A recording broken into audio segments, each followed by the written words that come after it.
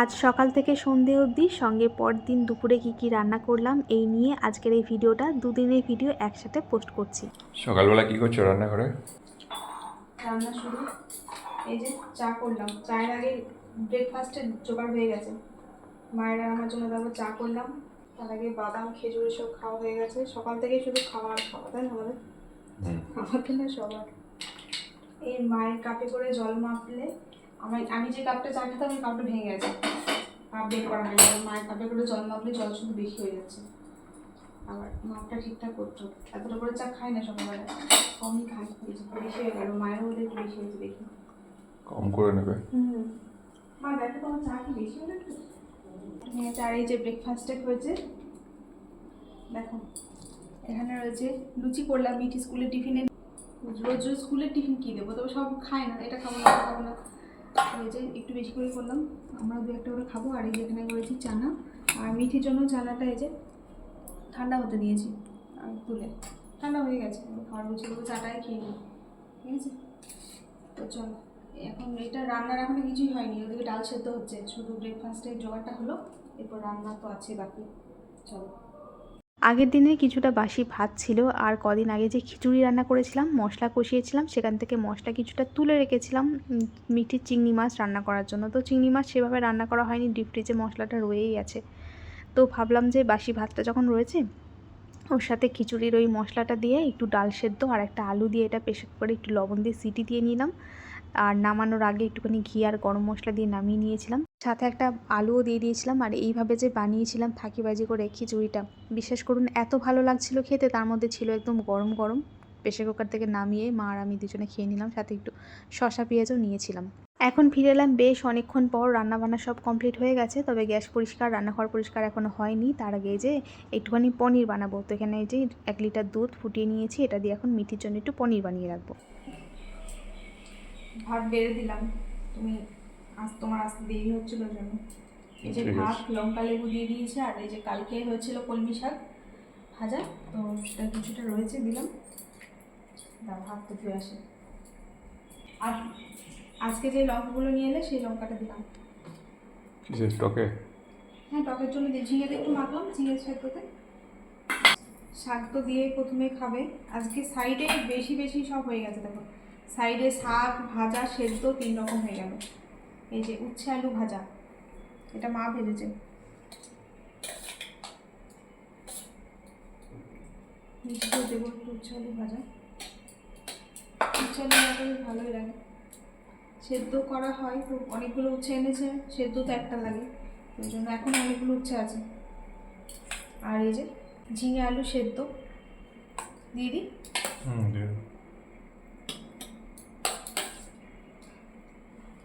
ঝিঙে আলু সেদ্ধ, আর এখানে রয়েছে দেখো চিংড়ি মাছ দিয়ে লাউয়ের তরকারি হয়েছে।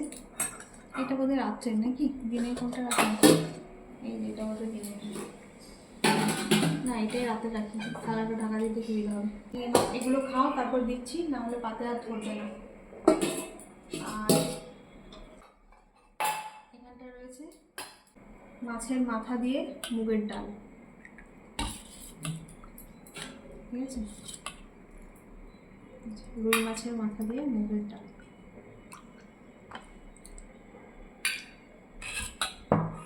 আর এই যে আজকে মাছ নিয়ে এলো, যে মাছের তেলটা ভেজে দিলাম, আজকে ভালো ছিল তেলটা, চর্বি নেই, ভালো থাকবে বললো তো ভালো। আর মিঠি আগের দিন খেয়েছিল ভালো জন্য রেখে দেওয়ার জন্য। আর ও 2 পিস চিংড়ি মাছ ভাজা হয়েছে, চিংড়ি মাছ আজকে আনতে আর বারণ করেছি, একটু পনির করে রেখেছি, পনির দেবো ওর থেকে। এই যে চলো তুমি বসো,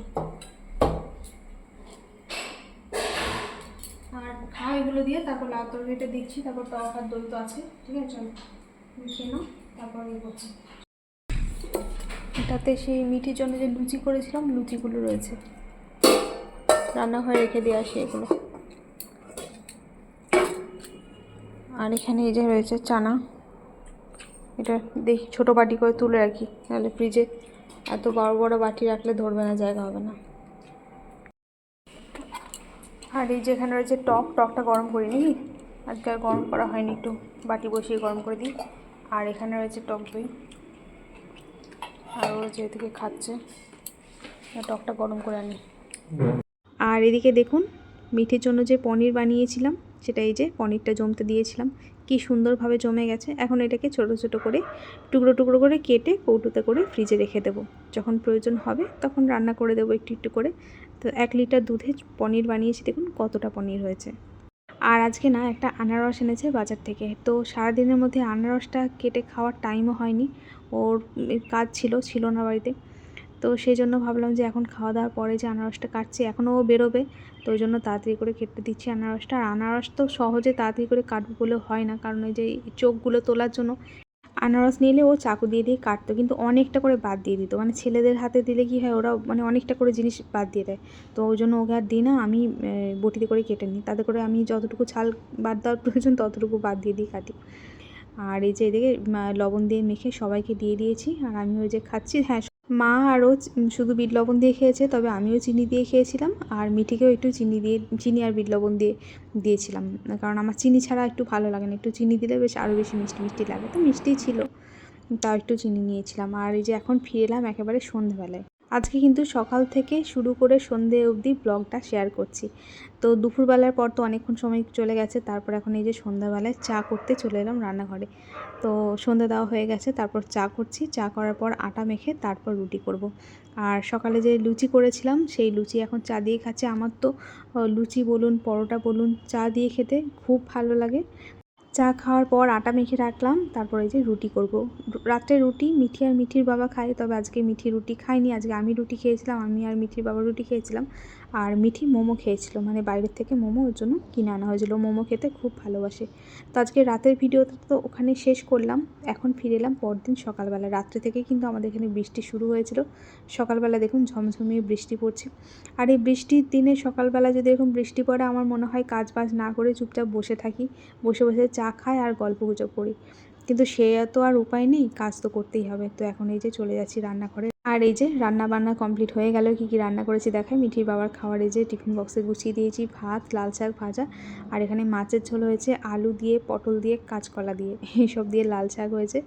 আর আমার আর মায়ের মাছের ঝোলটা রান্নাঘরে আছে রাখা। আর এই যে মা যে টক রান্না করেছে, টকটা আজকে পুরোটা একটু ফুটিয়ে রাখলাম ভালো করে। আর কালকে যে পনির বানিয়ে রেখেছিলাম, আজকে সেই পনিরটা একটু রান্না করলাম, সাথে একটু গ্রেভিটাও বানিয়ে রাখলাম। এই রেসিপিটা আপনাদের সাথে পরের ভিডিওতে শেয়ার করব। গ্রেভিটা এভাবে করে একটু বানিয়ে রেখে দিয়েছি, তাহলে আর রোজ রোজ এই মশলা কষিয়ে গ্রেভি বানাতে হবে না। এটা অনেক রান্না দিয়ে কিন্তু এই গ্রেভিটা ব্যবহার করা যাবে।